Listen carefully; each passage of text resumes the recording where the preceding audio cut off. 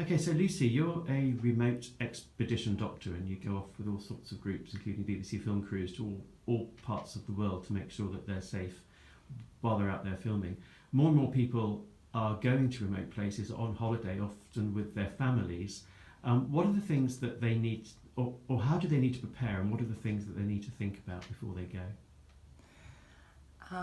I have been involved in remote and expedition medicine for the last 15 years, and I think we've seen a real changing face of the concept of expeditions and going to remote areas in a positive way. We're seeing a lot more elderly travelling to remote parts of the world.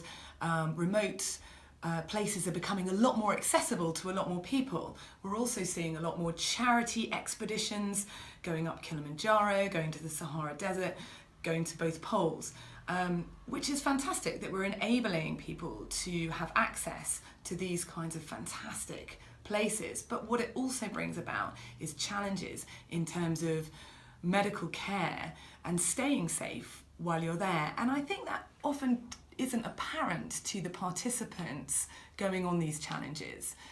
So what I would say as an expedition doctor is you need to be acutely aware of your own skills and the needs of the team that you're taking away with you. For example, when I worked with Help for Heroes taking amputees to Kilimanjaro, I had to put in the context of who I was taking, what the risks might be while they're there, and what our evacuation methods would be should anything go wrong. That was very different to when I took a group of Parkinson's patients cycling across Cambodia and Vietnam, and I was in fact faced with one participant who had a Parkinsonian crisis in a very remote area of Cambodia.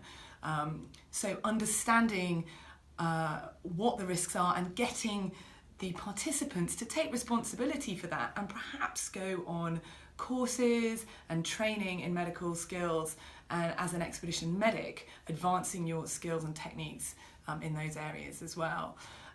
We're seeing a lot more families travelling abroad, again, which is great, but there are opportunities. The Royal Geographic Society has courses for families or for parents to go on to advance their first aid skills for being in remote areas.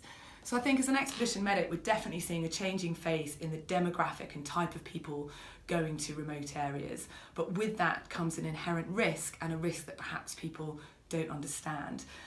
So I would just encourage people to take every opportunity they have to advance their medical skills, and for expedition doctors to take responsibility for that, for the trips that they go on, and to be aware of the needs of the people and what your skills need to be when you're going to those remote areas.